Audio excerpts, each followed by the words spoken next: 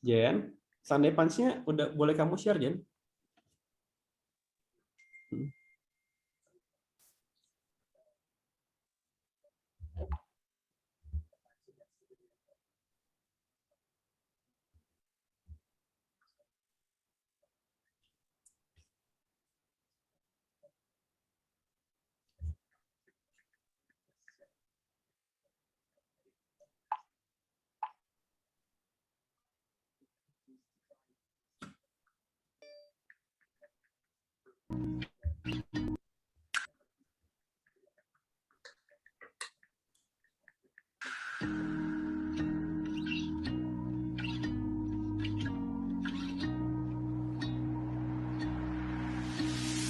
Oh, I know why you're chasing all the headlights.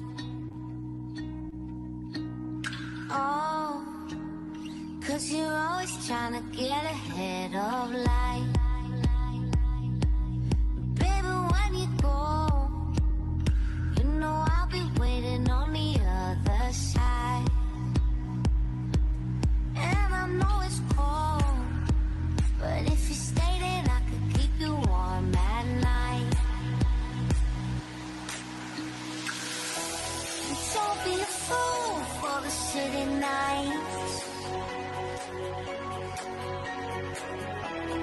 I know it's cold, but it's only light. Baby, with you, I could never lie. Don't go chasing all the headlines.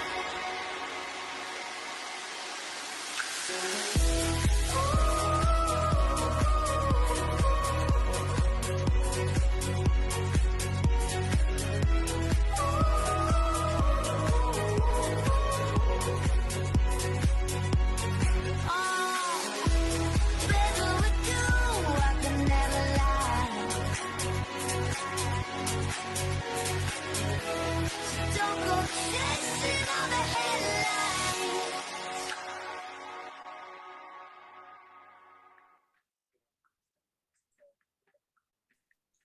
Oke, teman-teman, kita sambut pembicara kita yang luar biasa, Ibu Jennifer, teman-teman. Kita kasih applause, teman-teman, ya. Keren banget.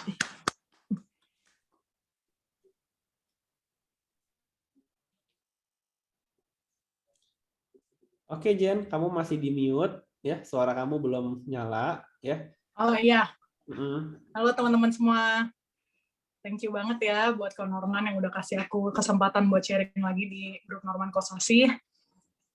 Semoga sharing aku hari ini bisa jadi berkat buat teman-teman semua. Hari ini aku akan membahas gimana kita bisa memulai Q2 ya dengan penuh semangat, dengan berkat baru, sehingga ya kita bisa going strong bareng-bareng teman-teman. Oke? Nah, teman-teman, jadi sebelum memulai quarter 2 ya, aku selalu melakukan evaluasi dulu. Jadi kenapa ya dari quarter 1 nih selama 3 bulan ini hasilnya gimana? Apakah udah sesuai yang aku inginkan? Nggak Nah, mungkin itu ada yang teman-teman cukongin. Nggak mungkin ada cukong yang bisa cukongin kan? Enggak. Makanya. Bentar, aku mute dulu ya. Udah, Jen, udah aku mute, Jen. Oke. Iya. Jadi perlu evaluasi dini terlebih dahulu, teman-teman. Apakah di kuartal 1 kita udah melakukan ya yang terbaik? Apakah kita udah mencapai prestasi yang kita mau dari bisnis ini?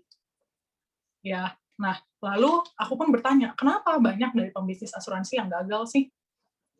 Ya, di ratusan member di Norman Kosasi Group, kenapa? Ada yang maju, ada yang stuck, ada yang average. Ya, kenapa banyak orang yang mengalami kegagalan? Nah, setelah aku bertanya-tanya ya, ternyata aku sendiri ya pas mengalami kegagalan itu karena 3 hal ini, teman-teman. Yang pertama, ekspektasi yang terlalu nggak nyata, terlalu berlebihan. Ya, yang kedua, kurangnya support. Yang ketiga, aku fokus ya untuk bantu diri sendiri dibandingkan bantu nasabah ataupun calon rekrut aku. Ya. Nah, unrealistic expectation ini seperti apa? Jadi gini, kita selalu mikirnya, oh ya udahlah, aku selalu beranggapan ya udah aku ketemu orang ini pasti dia ambil gitu. Jadi nggak mengalami penolakan sedikit pun, nggak mengalami yang namanya seperti hambatan-hambatan di lapangan. Sedangkan itu tuh nggak mungkin, teman-teman. Jadi banyak dari kita udah mikirnya, oh ya udahlah kalau dia nggak mau, ya benar-benar langsung nyerah dari bisnis ini. Nah, kenyataannya teman-teman nggak mungkin ada rasio 1:1. Kalau seperti itu, semua orang di sini nggak bakal mengalami penolakan. Gitu, ya. Nah, yang kedua, ada juga orang yang berpikir terlalu ekstrim. Ya, mikirnya begini, aduh, gue kalau ditolak, pasti sampai dicaci maki, ya, dihina, dikucilkan, contohnya sama suatu kelompok, misalnya keluarga atau pertemanan. Itu adalah ekspektasi yang nggak nyata, gitu. Kita tahu dari mana kita akan sampai dihina-hina sama orang kalau kita sendiri belum pernah ngejalanin, belum pernah ada pengalamannya. Gitu. Nah, terus ada juga orang mikir, oh ya udah gue ikut BP 3 sekali, pasti langsung ngerti. Udah habis itu nggak mau ikut-ikut lagi deh. Nah, sedangkan itu tuh nggak mungkin banget, teman-teman. Ya, yang namanya pekerjaan dan bisnis asuransi ini, kita selalu learning by doing. Harus konsisten ikut training. Ya, sampai sekarang pun, aku yakin setiap Sabtu orang-orang yang training rutin gitu ya, belum menguasai produk 100%. Tapi knowledge-nya jauh lebih luas dibandingkan orang yang nggak pernah training. Duh, maaf ya teman-teman, anjing saya. Nah, next. Terus kita juga beranggapan klien ataupun partner bisnis kita nggak mungkin banyak nanya. Itu juga nggak mungkin. Mereka pasti punya pertanyaan seperti produk ataupun bisnisnya gitu ya. Apalagi kan rata-rata orang masih cukup nggak familiar lah dengan produk ataupun bisnis asuransi. Nggak mungkin mereka nggak nanya. Jadi ketemu orang itu nggak semudah itu. Berbincang-bincang itu perlu knowledge yang luas. Ya, terus kita juga pasti pernah mikir, aduh ini mah mahal, nggak mungkin deh dia mau ambil. Ya, intinya apa sih dari unrealistic ini? Kita tuh kebanyakan main pikiran kita sendiri. Ya, dari kita juga pernah misalnya kita samperin orang, ya mereka bilang oh ya udah deh nanti pikir-pikir dulu.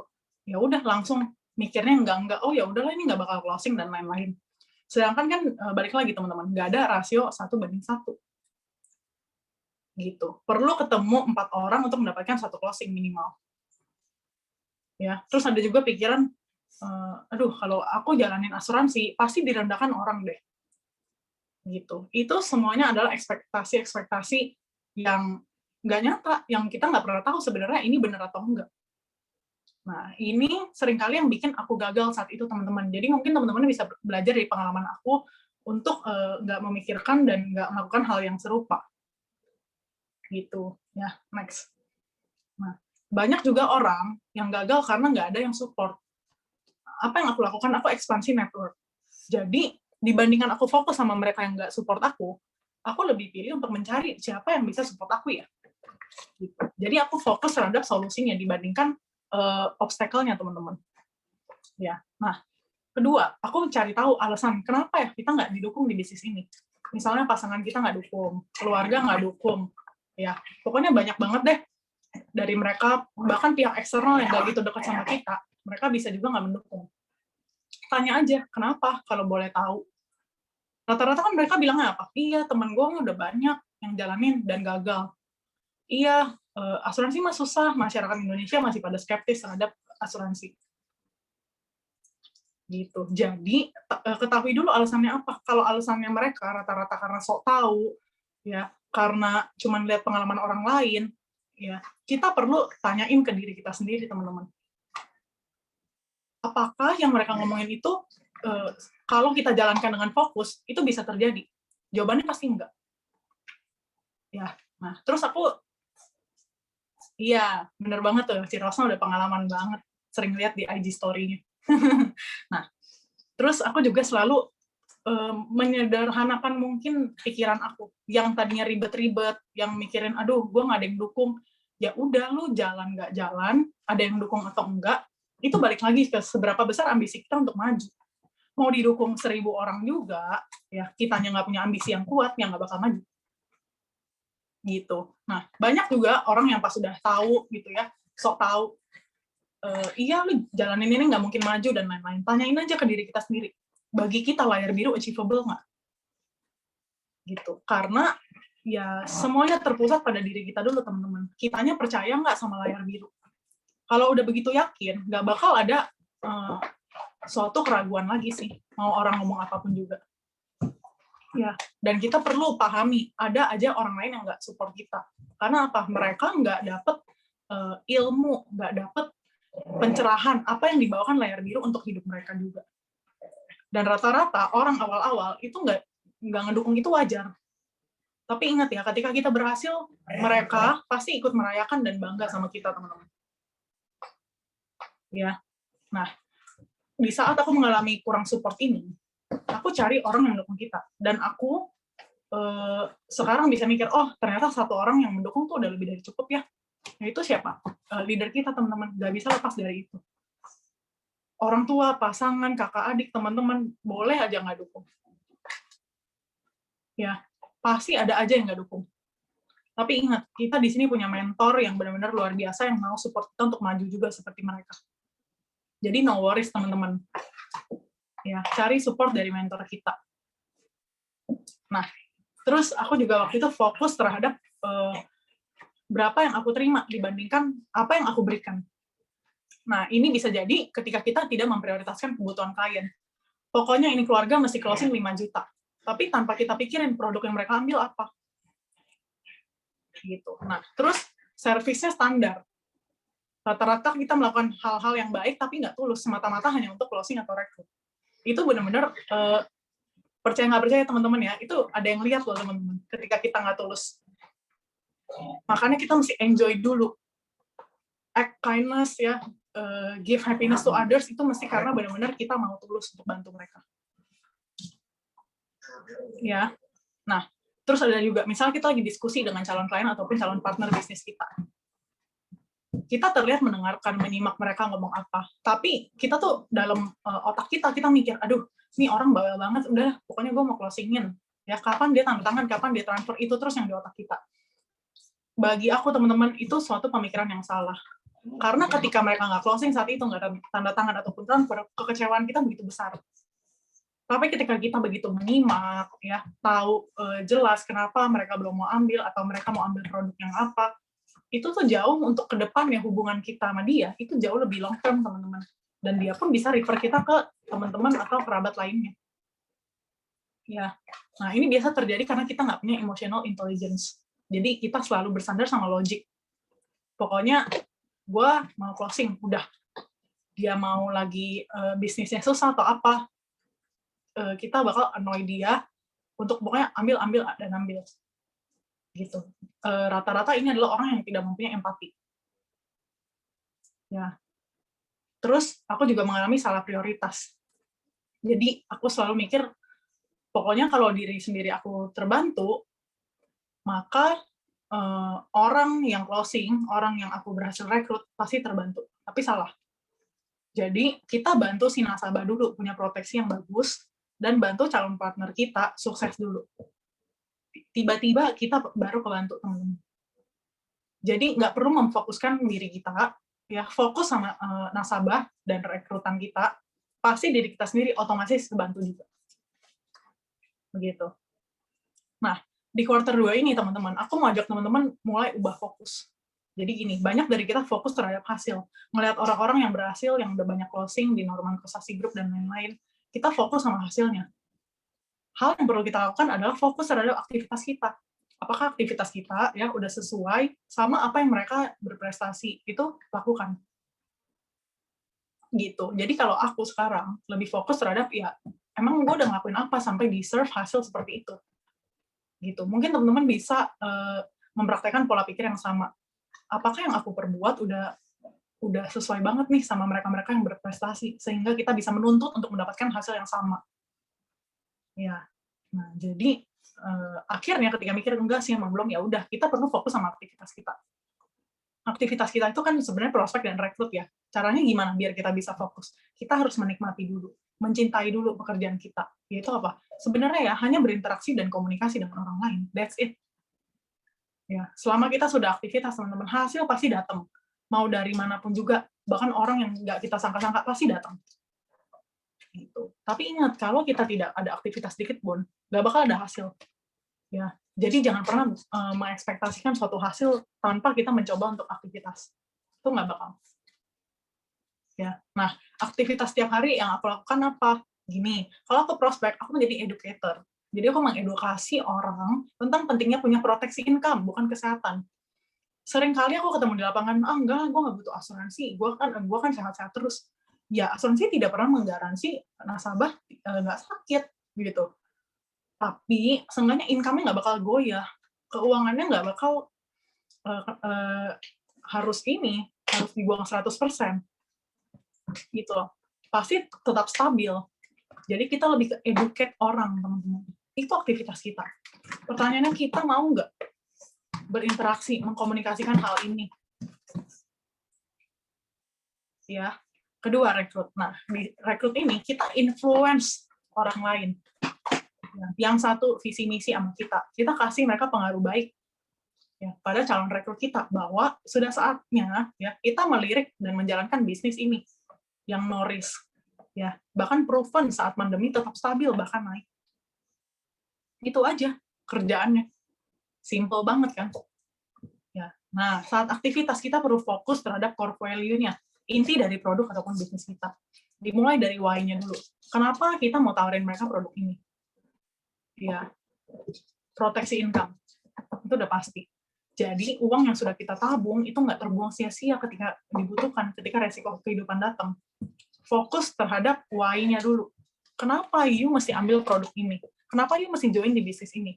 Nah, itu semua bisa didapat dari mana, teman-teman? Ketika kita sudah mendengarkan dengan sungguh-sungguh apa yang bisa menjadi hot button mereka untuk ambil produk ini ataupun untuk join ke bisnis ini. Ya, itu semua bisa didapat dari diskusi. Dari interaksi antara dua orang ya. Jadi perlu banget kita mencintai interaksi dengan orang lain. Tanyain aja bagaimana kehidupan mereka saat ini dengan pekerjaannya saat ini. Terus sempat kepikir nggak sih, misalnya one day ya sakit datang, kita udah rela belum untuk mengeluarkan seluruh tabungan gitu karena belum punya proteksi. Nah, how masuk ke how habis itu teman-teman nih, makanya pasti nggak ada satu orang pun yang rela kan. How-nya lu perlu buka polis asuransi kesehatan ya, tinggal serahin KTP, kasih data diri, tanda tangan. Kartunya kartu apa? Masuk ke Watt Allianz ya, number 1 di dunia ya, jumlah aset 2,4 triliun USD, semua kasih tahu teman-teman. Itu aja kerjaan kita, aktivitas kita kayak gini aja. Fokus jalanin ini teman-teman. Ya, hasilnya mau kita prospeksi A sampai E ya, tahu-tahu yang closing F kita nggak pernah tahu. Fokus sama aktivitas ini setiap harinya. Ya, nah kenapa sih banyak orang yang nggak mau aktivitas? Karena mereka udah takut penolakan duluan. Mereka udah males, terlalu banyak mikir akan reaksi. Ya, reaksi klien, reaksi calon rekrut. Ya, terus apa? Selalu anggap masih ada lain waktu. Ya, terus zona nyaman dan bisa jadi ada kerjaan lain juga.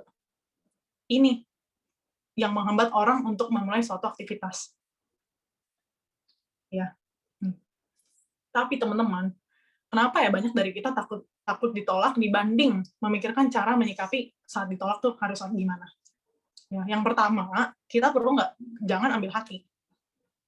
Kadang orang tuh menolak juga nggak pikir pakai akal rasionalnya teman-teman. Ya emang nolak aja. Mungkin dia lagi nggak ada budget atau dia lagi ada prioritas lain gitu. Atau memang produknya nggak sesuai sama maunya dia. Mereka tuh nggak pernah mikirin perasaan kita setelah ditolak kayak apa. Gitu. Yang mereka pikirkan hanya ya udah pokoknya gue lagi nggak mau aja. Jadi jangan sampai sebegitu baper teman-teman, karena mereka pun nggak tahu apa yang mereka perbuat sebenarnya, ya hanya nolak. Seperti kita loh, kita kan udah pasti pernah menolak mereka yang jualan ke kita kan, dan kita nolak bukannya mikirin aduh ini orang gua tolak gimana ya, lebih ke ya emang aku tidak membutuhkan saat itu dan aku ngerasa nggak ada budget untuk itu. Kebanyakan orang kayak gitu. Jadi penolakan jangan pernah diambil hati teman-teman, ya biasa aja, karena yang namanya selling, yang namanya sharing, yang namanya kita mencoba untuk educate orang lain, nggak semua orang pasti berhasil kita educate teman-teman. Ya, jadi enjoy aktivitasnya aja. Nah, terus kita perlu cari tahu Kenapa kita ditolak sih? Ya, untuk apa? Untuk bahan pembelajaran, atau kalau misalnya ternyata jawaban mereka itu nggak sesuai, maksudnya dalam artian sebenarnya ini produk bisa nggak ditolak, kita bisa instantly ngomong, kasih feedback. Ya, contohnya kayak, aduh, males asuransi banyak yang nipu, ya kita bisa educate kembali. Gitu. Jadi cari tahu dulu alasan mereka nolak apa sekedar nolak atau mereka punya alasan yang jelas. Ya, nah kita juga harus ekspektasi akan penolakan. Jadi penolakan itu udah pasti terjadi, nggak bisa kita hindarin. Mau gimana pun juga takut penolakan, takut rejection gitu ya. Itu nggak mungkin sih teman-teman sih. Orang udah pasti ditolak, bingung kalau nggak pernah ditolak, nggak bakal pernah belajar. Ya, jalanin aja teman-teman, aktivitas aja. Nanti hasilnya datang. Thank you Cirasna. Ya, terus tetap profesional. Ditolak, jangan nangis depan klien, jangan nangis sepanjang perjalanan pulang. Ya, jalanin aja. Kita tetap sopan, tetap jaga hubungan baik. Oh ya udah nggak apa-apa. Biar apa? Kita mana tahu dia nolak kita hari ini, 3 bulan, 6 bulan, setahun ke depan butuh. Dan kenapa dia tetap nyari kita? Karena kita bawa santai ketika ditolak. Bukan yang memaksa, bukan yang jadi sinis dan lain-lain. Santai aja teman-teman, masih banyak orang lain yang mau ditolong sama kita. Ya, terus diskusi aja sama leader. Hari ini gue habis ditolak nih karena gini. Menurut lo next-nya kalau ketemu nasabah kayak gini gimana ya cara ngadepinnya? Gitu. Biar ke depannya kalau kita mendapat penolakan yang serupa, kita bisa tahu cara handle-nya teman-teman. Ya, dan tetap fokus kepada hal-hal positif yang ada. Contoh, oh ya udah mungkin dia tolak karena ya kita nggak pernah tahu, mungkin nantinya misalnya masa tunggu kanker 3 bulan, dia terjadi di bulan kedua. Yang namanya klien mana mau tahu, maunya di cover, mau kita ngomong masa tunggu kanker 3 bulan, mereka juga udah lupa teman-teman habis tanda tangan SPAJ.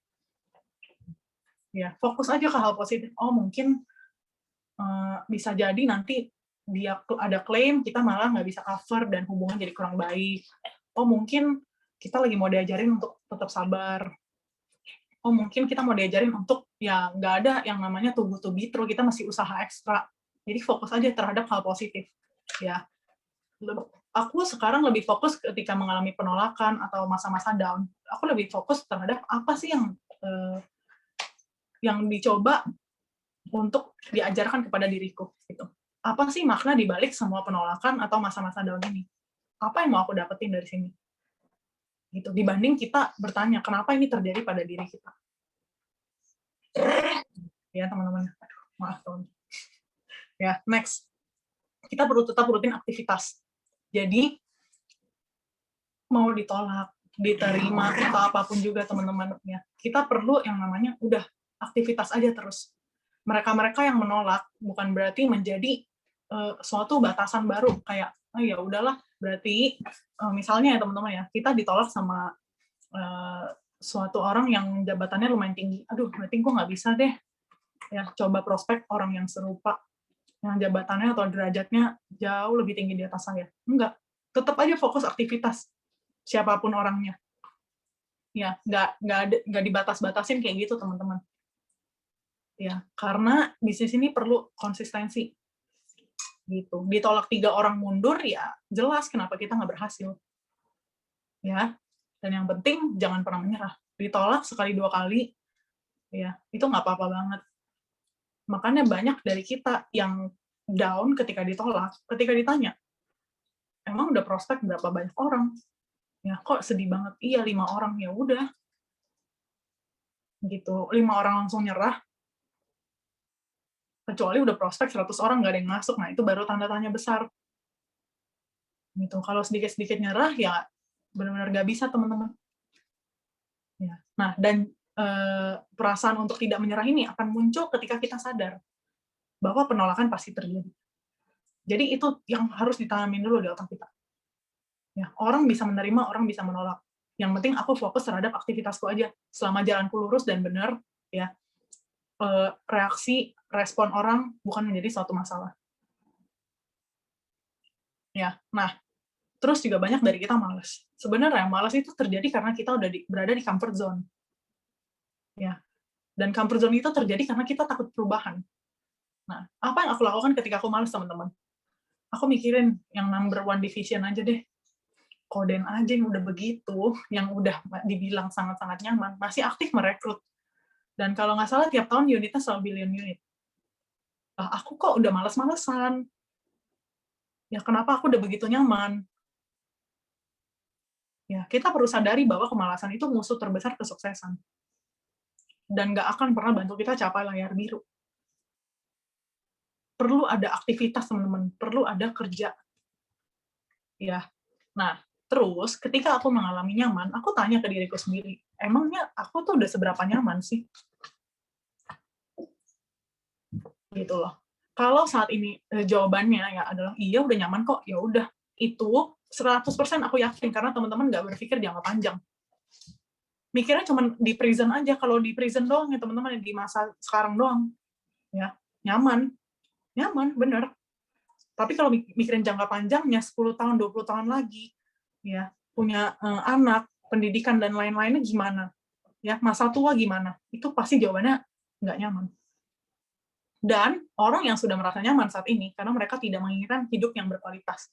Hidupnya sekedar cukup-cukup aja. Itu udah pasti. Lebih parahnya lagi teman-teman, ya, udah mereka tahu di masa kininya belum jadi apa-apa, nggak merasa nyaman, pengen hidupnya berkualitas, tapi tetap di zona nyaman. Itu pusing banget sih. Itu hanya bisa diri sendiri, mereka sendiri lah yang memilih gitu untuk maju. Mau gimana pun juga banyak banget kok ya orang yang sebenarnya nggak nyaman, even di masa kininya aja nggak nyaman, tapi hidupnya udah kayak wah paling enak deh, nyantai-nyantai terus. Itu fatal banget. Susah untuk bertumbuh, teman-teman. Kenapa aku bisa bilang itu? Karena ya 2-3 tahun pertama di bisnis ini adalah pondasi kita untuk sukses, untuk passive income nantinya. 2-3 tahun ini, di bisnis ini kita nggak jadi apa-apa, timnya nggak akan jalan. Ya, nah, terus banyak juga orang yang terlalu mikir akan reaksi orang lain. Itu adalah orang-orang yang mengkhawatirkan sesuatu sebelum terjadi. Dan itu berakibat apa? Stresnya 2 kali, teman-teman. Kenapa bisa gitu? Karena sebelum kejadian aja kita udah mikirin, aduh nanti kalau ditolak gimana ya? Udah pikir terus. Nah, terus setelah terjadi penolakan, ya, itu juga terjadi stres kedua kalinya. Aduh, gue beneran kan ditolak kan? Udah, pusingnya jadi 2 kali, teman-teman. Dulu aku adalah orang yang seperti itu mikirnya. Ya, tapi setelah aku terus-terusan down, aku mikir, oh ya udahlah, nggak bisa kayak gini terus. Aku mesti ya udah fokus akan apa yang bisa aku kontrol. Control the controllable, teman-teman. Ya. Selama kita masih takut akan reaksi orang lain, berarti kita nggak yakin diri kita itu mau membantu dan memberi solusi baik buat orang lain. Karena aku selama ini ketemu orang yang benar-benar tulus mau bantu dan kasih solusi baik, aku nggak pernah ketemu orang yang takut dan mikir 2 kali, ini orang gue tolong nggak ya? Ya karena dia udah tahu apa yang dia lakukan itu baik. Gitu. Jadi kalau kita masih mikirin akan reaksi orang, karena kita nggak yakin apa yang mau kita perbuat ke orang itu positif. Ya, fokus ke hal-hal yang bisa kita kontrol aja. Reaksi, respon orang kan kita nggak bisa kontrol. Fokus terhadap aktivitas kita aja setiap harinya. Ya, nah terus masih banyak orang juga yang selalu anggap, oh ya udahlah, masih ada lain waktu. Time flies, teman-teman, tapi kita pilotnya. Kita yang bisa menentukan seberapa cepat atau seberapa lambat dari segi kemajuan kita. Kita tahu waktu itu berjalan begitu cepat. Ya udah, kita mau capai kesuksesan kita cepat atau lambat. Ya, kalau kita nunda satu aktivitas, kita menunda satu hasil. Gitu. Dan menunda ini bisa menjadi suatu kebiasaan yang susah banget ya buat di take over. Ya, dengan kebiasaan menunda itu, biasanya itu terjadi karena kita gampang terdistract sama hal-hal lain. Contoh, gue mau prospek, tiba-tiba ada yang WA, kumpul yuk di Union, jalan, hangout. Gitu. Jadi, kebiasaan menunda, gampang terdistract sama hal-hal lain, gitu ya, itu musuh terbesar kesuksesan. Nah, tapi, gimana cara kita bisa keluar dari habit itu? Kita memang, gini teman-teman, perlu belajar dulu akibat dari menunda itu apa, sama seperti aku. Mungkin banyak teman-teman di sini yang udah tahu, aku dari April udah jalanin gitu ya, sampai akhirnya aku ngerasa stuck, dan akhirnya 1 Agustus aku baru, wah, gue tuh udah kebanyakan nunda, nggak bisa, makanya langsung jalan. Nah, itu perlu ada pertobatan dulu, teman-teman. Perlu rasa sadar bahwa selama ini kita stuck.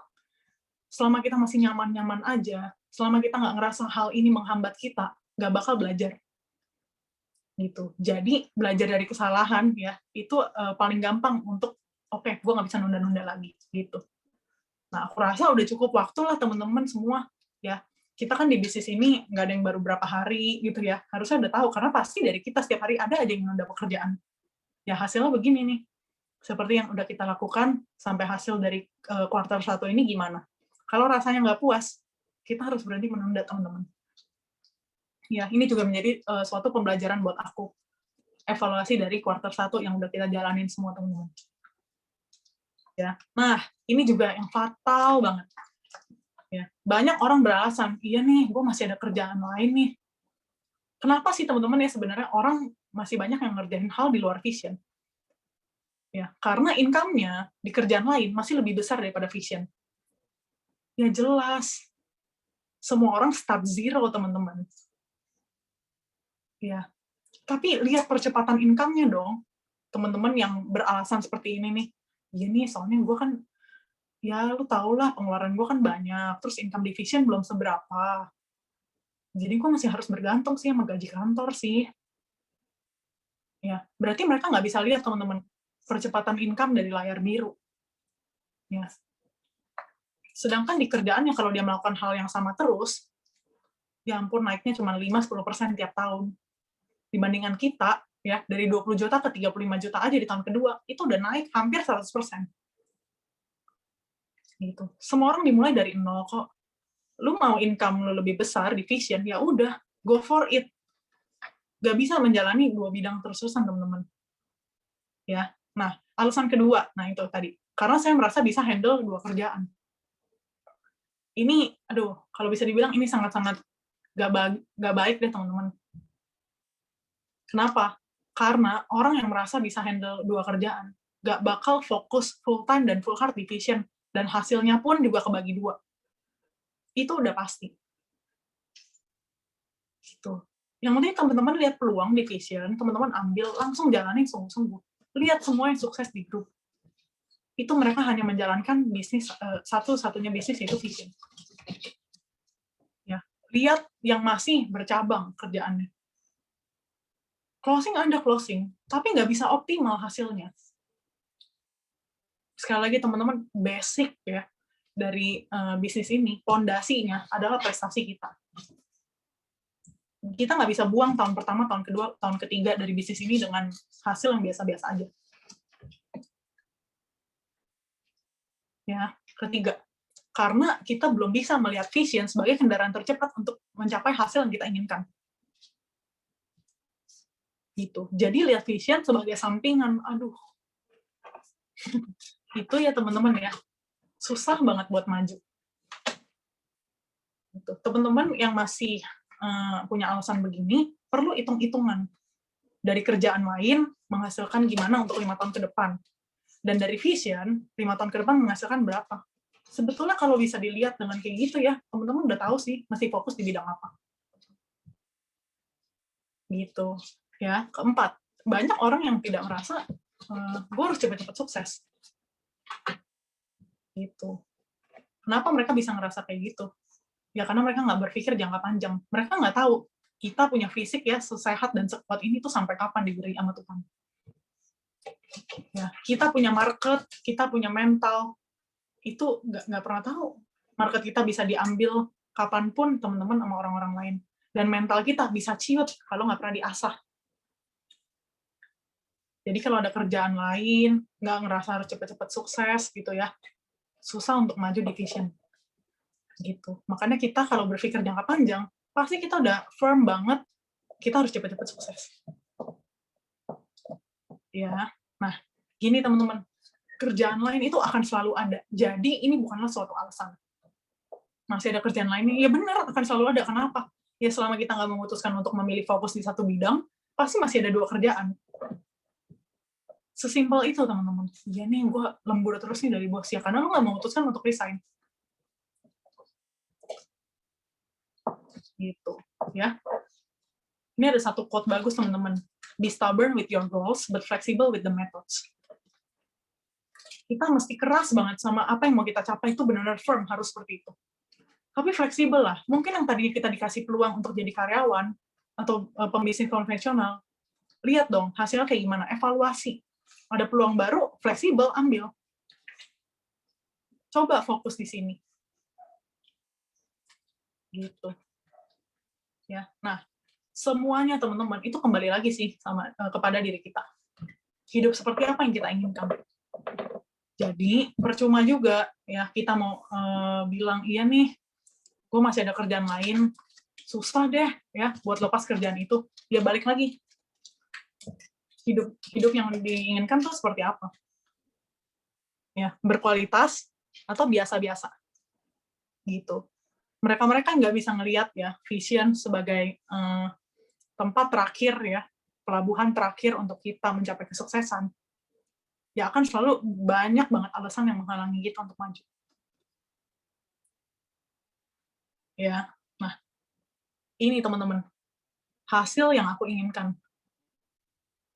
Ya, aku ingat kata Norman, untuk hidup enak di Jakarta minimal punya 100 juta. Ya ini, as simple as this. Ya, ini cuma 525, belum 125, 625 dan lain-lain. Ini dulu teman-teman lihat ya. Tempo 2-3 tahun teman-teman. Masih mau kerjain kerjaan lain di luar sana. 3 tahun ke depan menghasilkan ini enggak?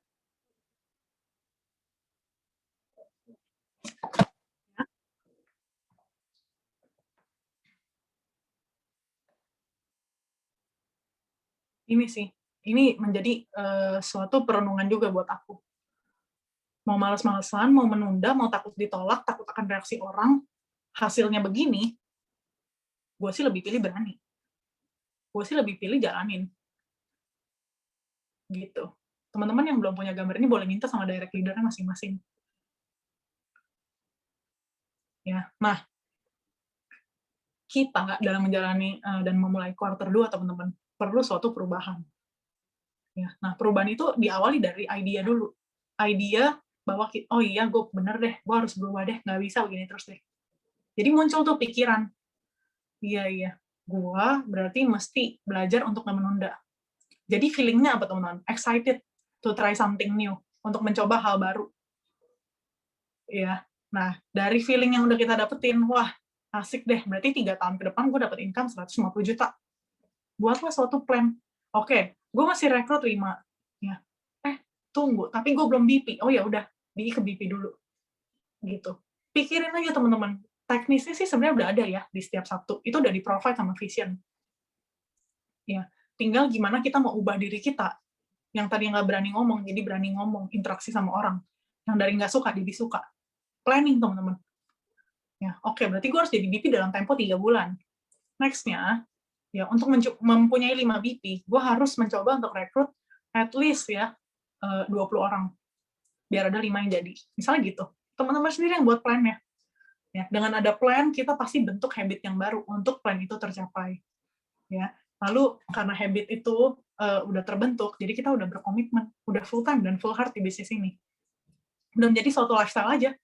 Ya, kayak leader-leader hebat di sini, misalnya Cirosna, udah lifestyle aja. Tiap minggu pasti ke TA. Nongkrong, ngopi, nyantai, rekrut. Gitu. Udah jadi lifestyle, udah kebiasaan aja. Dan itu benar-benar teman-teman, kita jadi enjoy lakuin hal-hal seperti itu. Nah, dengan udah menjadi lifestyle, akhirnya ada suatu perubahan. Yang lifestyle tadinya cuma suka di rumah, ya mau WA orang takut, sekarang jadi ngajakin orang ketemu terus. Gitu. Ya. Nah, teman-teman perlu tahu, pengorbanan itu investment terbesar untuk kesuksesan. Kita perlu ya mengalahkan segala zona nyaman ya untuk kehidupan 1 tahun bahkan 6 bulan mungkin ke depan untuk kemenangan jangka panjang, teman-teman. Sacrifice-nya seperti apa? Nih, yang tadinya kita nggak berani ngomong ya, kita coba ngomong, interaksi. Ya, coba aja dulu. Kayak aku, teman-teman, aku benar-benar nggak berani ngomong di awal, tapi aku coba ngomong dan interaksi. Ya, yang tadinya bisa ngomong small talk, basa-basi, jadi coba prospek. Oke, gue udah lumayan oke sih, udah bisa udah bisa prospek sih. Ya. Nah, terus setiap hari ya, misalnya kita kerjain kerjaan lain, kita perlu mulai bangun fokus teman-teman untuk bisnis vision.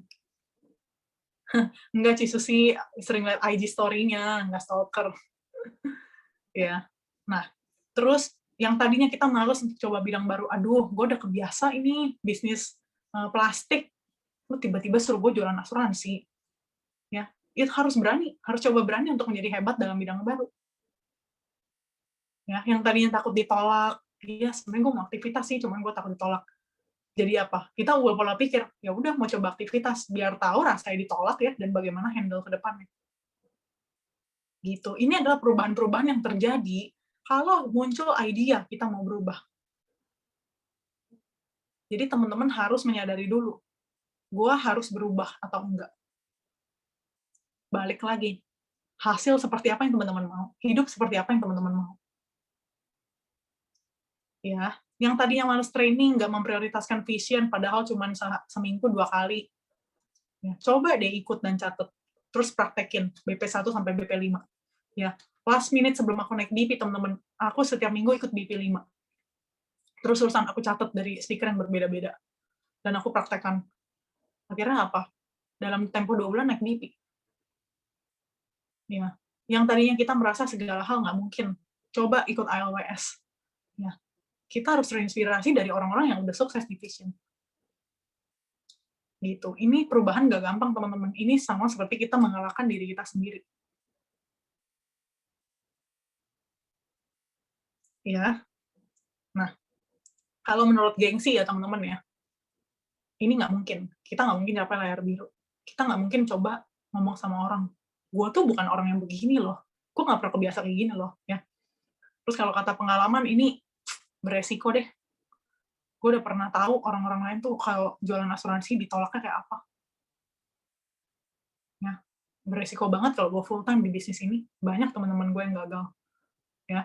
Terus kalau alasan bilangnya apa? Aduh, percuma, nggak bakalan sukses. Ya, tapi ada satu teman-teman yang nangkis semuanya. Ambisi kita. Ya udah, coba. Gitu. Dan ini benar, teman-teman. Ya.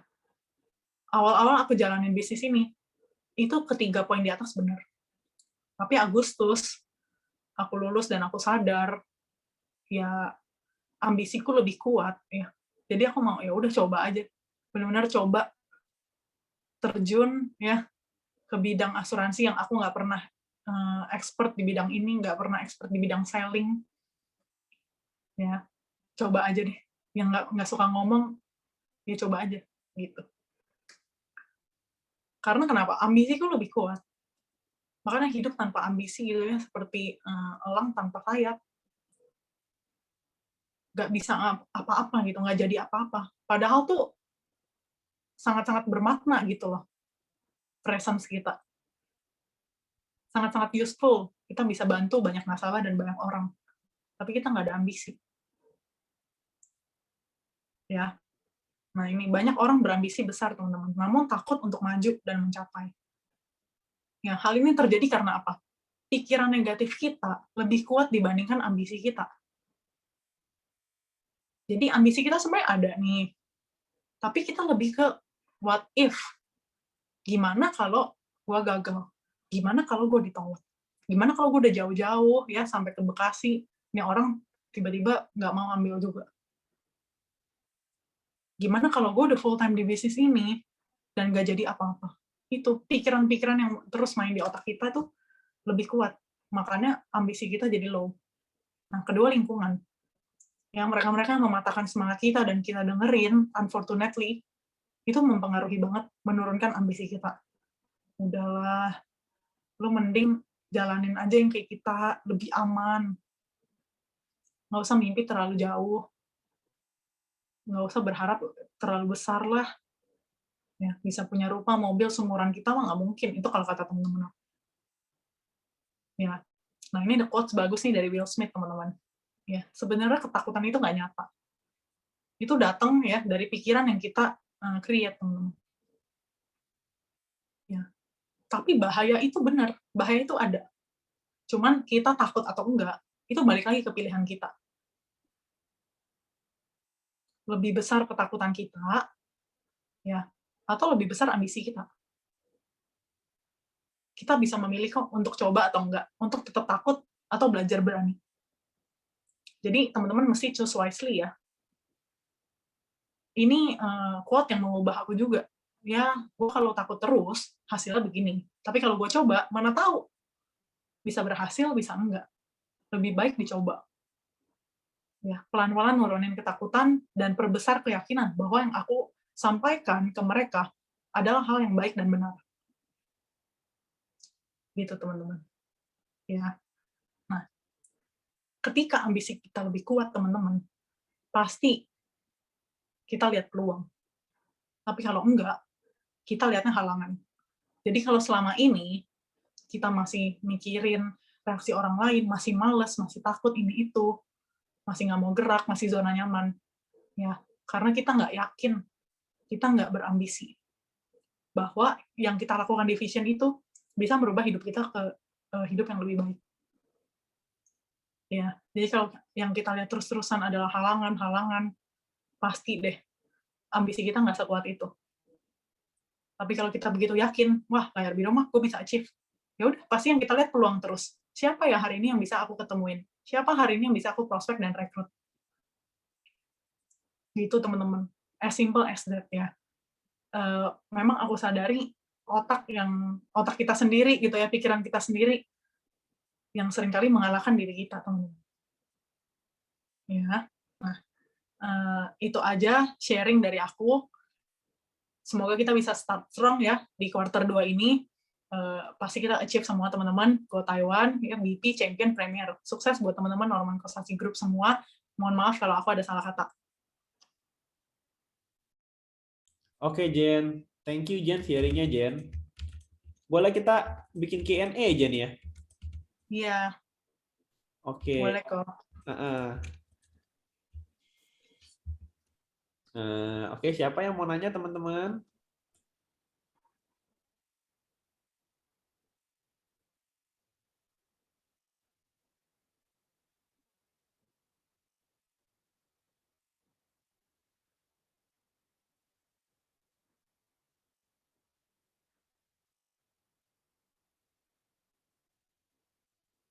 Iya, sama-sama teman-teman.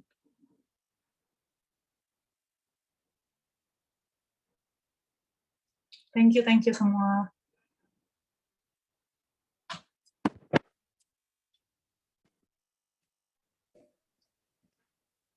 Halo Jen, Halo.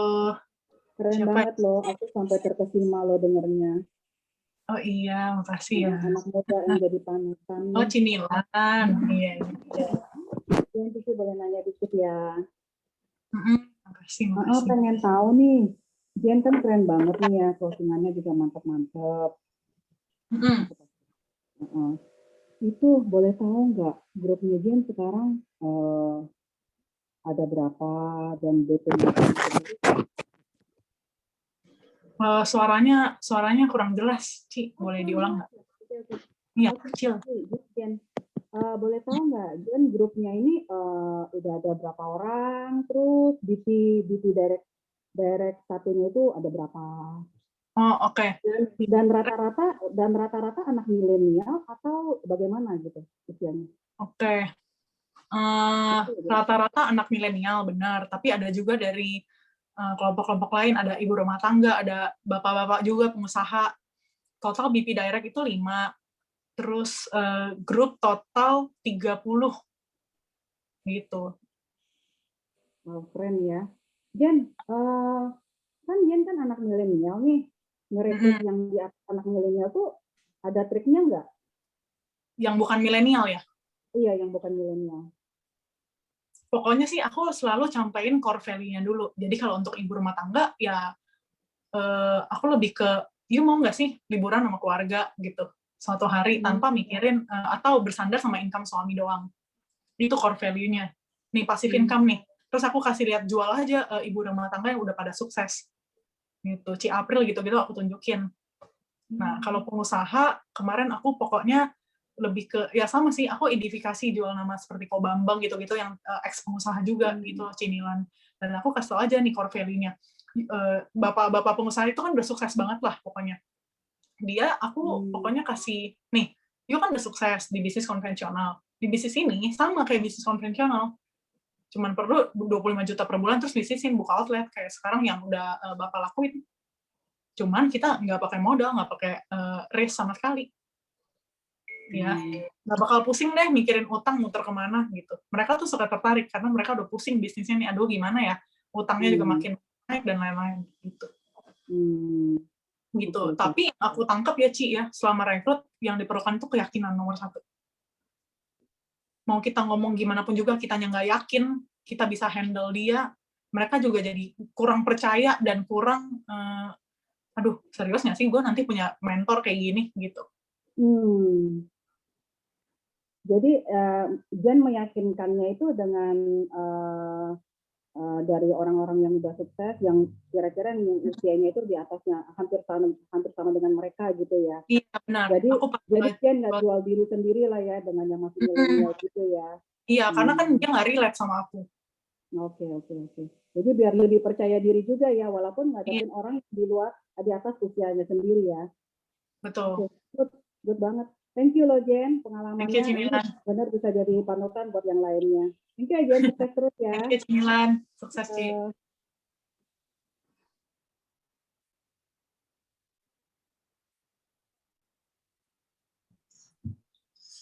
Halo Jen. Halo. Luar biasa loh.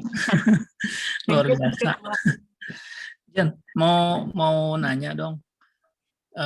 Kan kebetulan kan rekrutannya banyak juga yang anak millennials kan. Nah kebetulan kan saya baru rekrut anak millennials nih 1.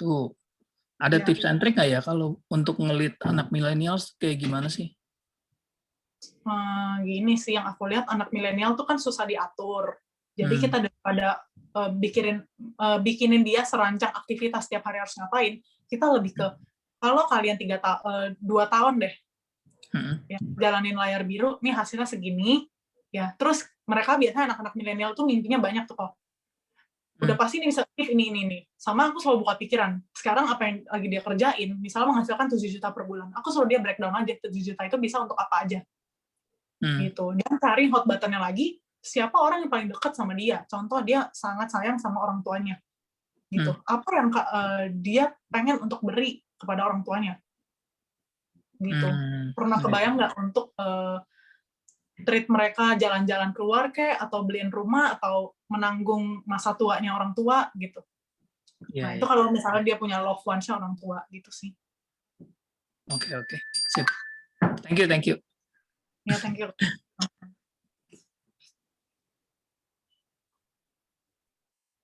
Ini Edric ada nanya soal empati. Cijen tadi kan Cijen ada ngomong soal empati. Aku ada saudara yang relatif ekonominya kurang dan aku udah share value-nya dan dia masih berat menerima asuransi karena dianggap sebagai expense. Aku takut aja kalau kena life risk malah makin berat ekonominya. Should I push or not? Kalau aku jadi kamu sih aku mau push. Mau dibilang annoying sekalipun ya, aku sebegitu yakin, Rick, aku akan menolong dia. Dibandingkan nanti kita ikut pusing loh sebagai saudara, minjem sana sini untuk bantu dia. Kalau aku bakal terus push, tapi sebisa mungkin dengan cara yang smooth gitu loh. Jangan memaksanya tuh tetap pakai inilah hati yang enak gitu, ajak ngomongnya. Jangan ketemu, ayo ambil gitu. Tapi lebih ke tetap menangin hati dia, bangun hubungan yang baik terus, ya. Dan terus kita nggak boleh berhenti untuk sharingin value dari produk kita. Gitu. Coba push sampai benar-benar insting kita merasakan, oh ya udahlah kita udah melakukan yang terbaik gitu. Oke, Cijen, thank you, Cijen. Iya, Hendrik.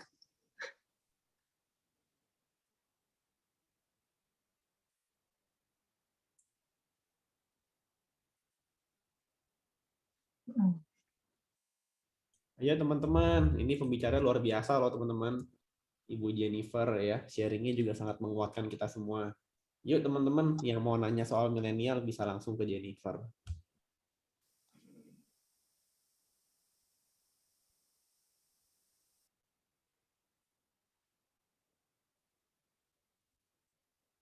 Ya, ada yang mau tanya lagi nggak, teman-teman?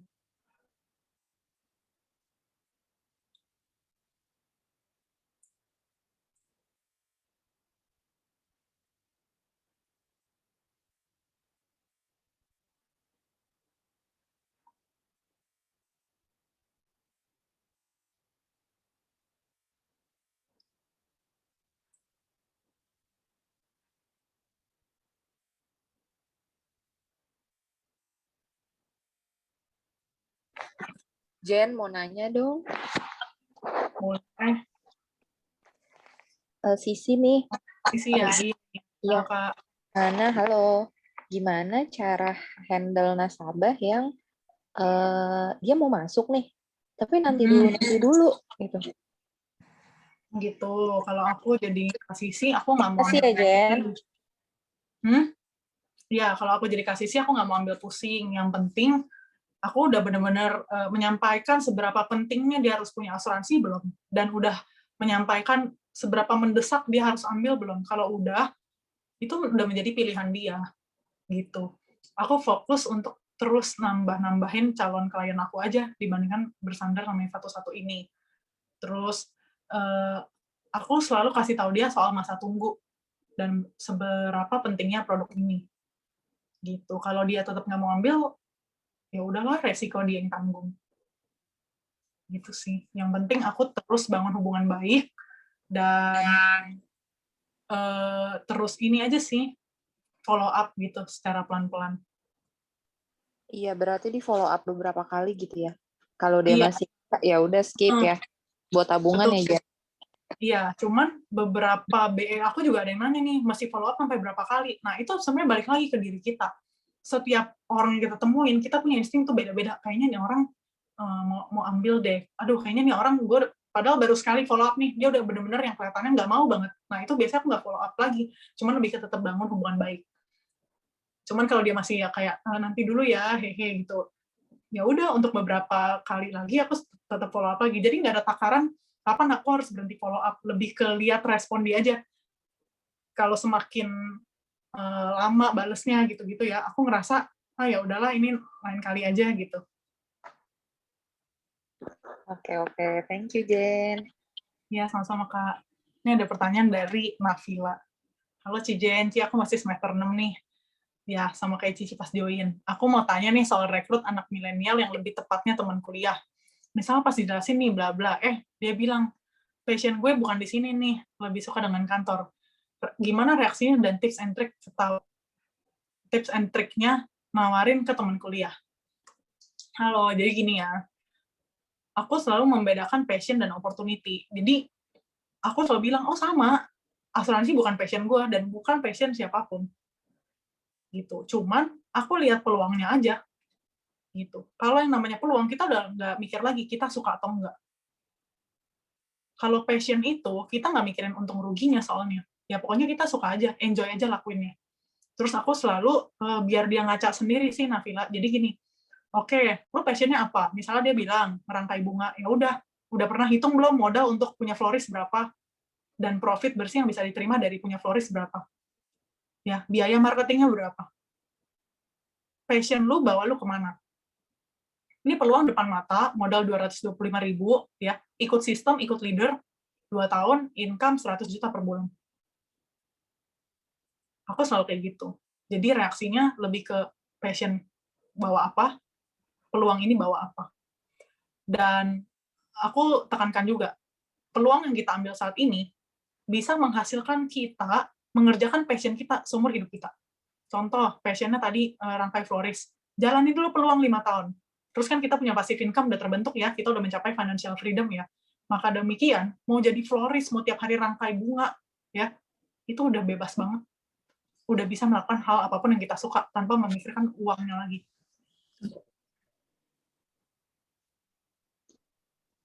Gitu. Semoga menjawab ya, Nafila.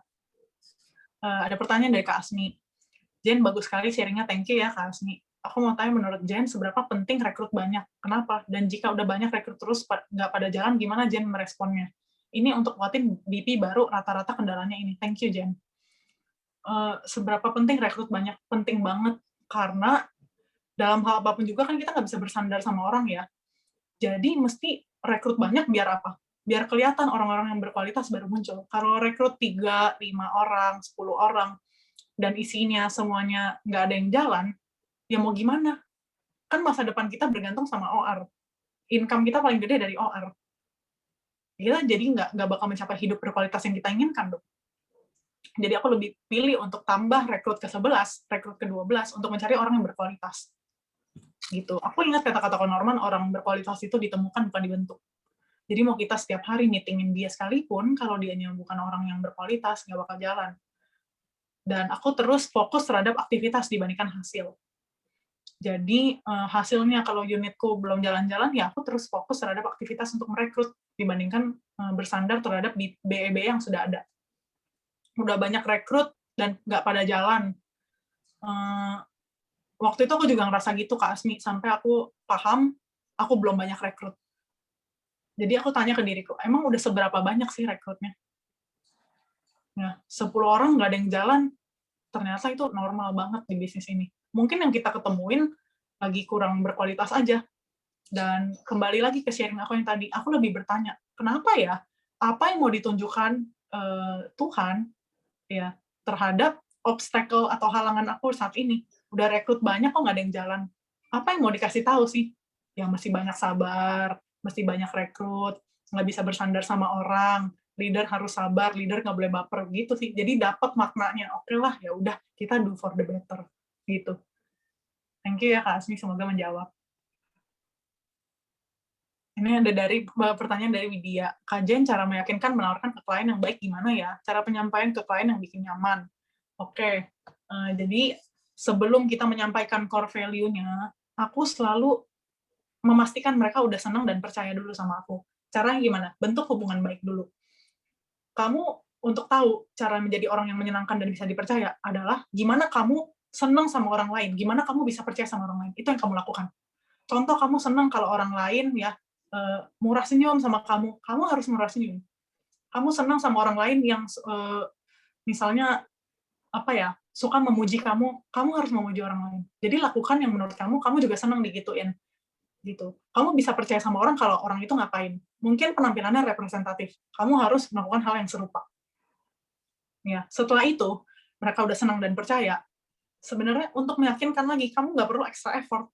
Karena dia udah senang dan percaya sama kamu. Apapun yang kamu omongin, itu pasti dia nangkep di otak dia. Tinggal tergantung lagi itu berkat untuk kamu atau bukan. Ya, penyampaian ke kliennya gini, aku selalu mulai dari kenapa dia harus punya produk itu. Ya, produk andalan yang aku jual kan HSCPX, kartu rumah sakit kan. Jadi aku ngomong ke dia, iya, Om Tante mesti punya produk kartu ini. Ya, karena gimana pun juga akan sayang banget, apalagi kan Om Tante bisnis nih.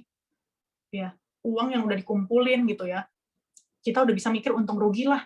Lebih mau profit kita 100% untuk medical bills atau menyisihkan 10-20% dari income itu untuk di-cover sampai belasan miliar tiap tahunnya. Gitu. Jadi, aku tawarin ini sebagai solusi. Jadi nggak usah stres. Aset-aset yang udah dikumpulin, yang udah terbentuk, ruko-ruko, properti lain-lain yang udah mereka punya, mewah-mewah sekalipun, nggak perlu dijual. Ya. Nah, dari situ, dari why-nya itu udah dapet, aku langsung masuk ke how-nya. Nih, gampang kok pengajuannya, ya. Aku boleh ya minta foto KTP sama bukti transfer premi pertama buat diajuin dulu. Nggak usah khawatir, Om. Kalau ditolak, premi balik 100%. Ya, kalau diterima, masa tunggu langsung jalan. Om tahu nggak, dalam asuransi itu ada masa tunggu, nggak bisa langsung masuk langsung klaim semua penyakit. Lalu aku kasih lihat list masa tunggu. Dia jadi, wah, ini yang 12 bulan nih, umum-umum juga ya. Jadi ngerasa gitu kan, kencing manis, katarak, ya, miom, kista, dan lain-lain. Aduh, umum-umum juga ya. Ya, coba deh submit, siapa tahu masuk. Gitu. Jadi mereka ada rasa, mereka terdesak untuk ambil ketika melihat masa tunggu. Dan importance-nya udah dapet. Gitu. Ini penting banget kalau nggak ada produk ini atau kita telat masuk ya, itu nggak di-cover sama sekali. Terus kamu kasih lihat aja bukti klaim. Gitu. Nah, penyampaiannya kayak gitu aja sih. Semoga menjawab ya. Makasih Kak Jen. Iya, sama-sama.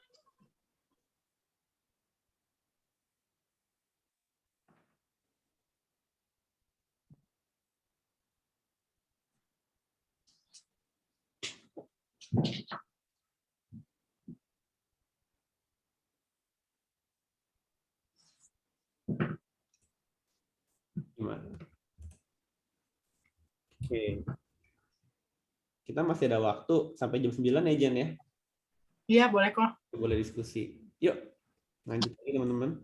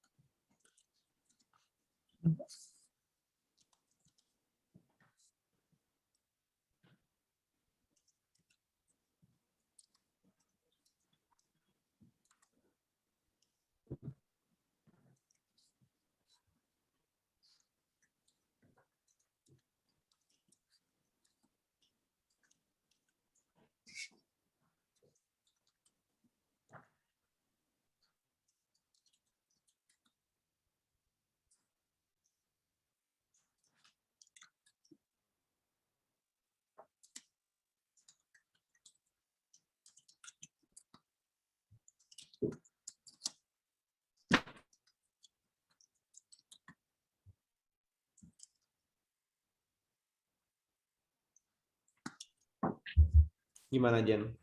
Kita close sampai di sini aja nih. Kalau nggak ada pertanyaan nih.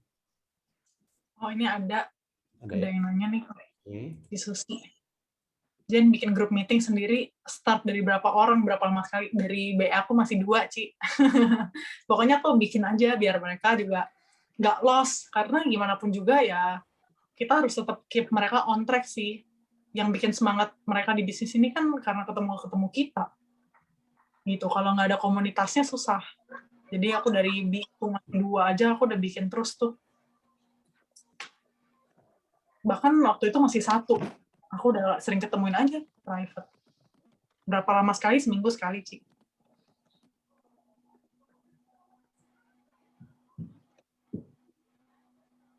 Iya, sama-sama, Ci.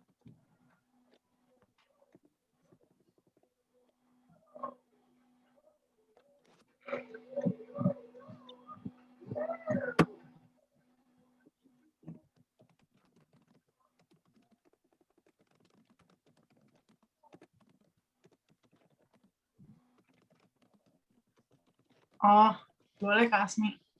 Ada pertanyaan ya, Jen, satu lagi ya. Jen arahkan new BI dari awal join, BTP, JI sampai closing itu rata-rata dalam tempo waktu berapa lama? Apakah ada JFP selling? Jika ada, biasanya berapa kali? Thank you, Jen.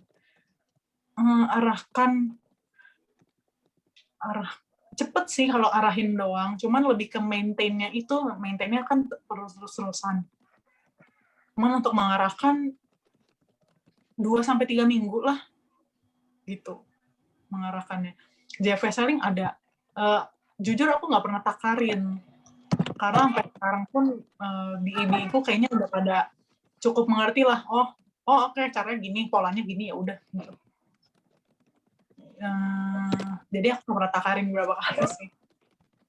Aku biasanya juga nanya dulu, oh emang mau ketemu siapa gitu. Jadi yang aku ngerasa perlu bantuan aku, baru aku jalanin. Seperti misalnya direktur, atau temennya, saudaranya yang bukan dari ring 1 gitu loh, Kak Asmi.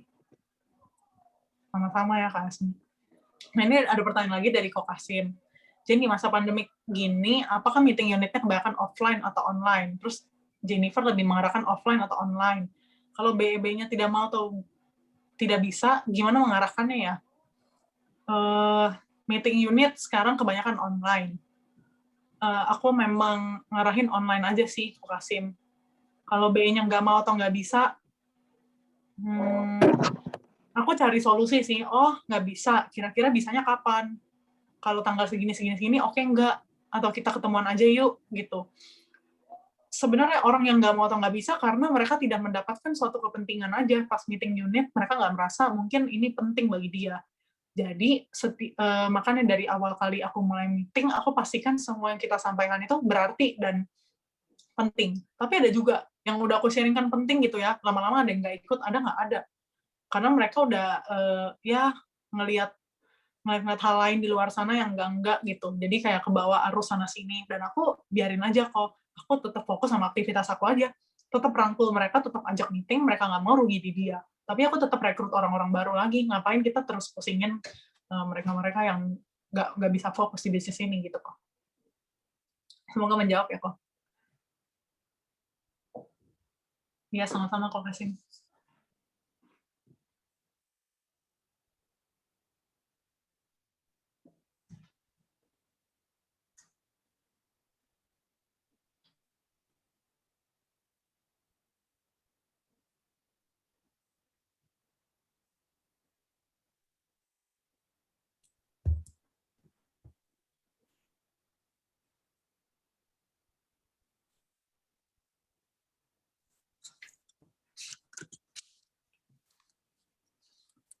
Oke, kita akan next lagi, Jan, atau gimana?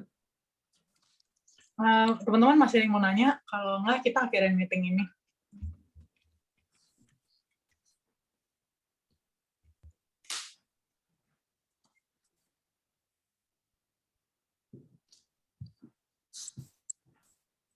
Oke, Jan. Kayaknya udah cukup. Kita close ya, Jan ya. Oke, Jan, ada Iya. Jan, untuk final. Ya, sukses buat teman-teman semua. Pasti kita bisa kalau kita mau, teman-teman. Jalanin aja dengan sungguh-sungguh. Fokus dan fokus. Gitu sih kok.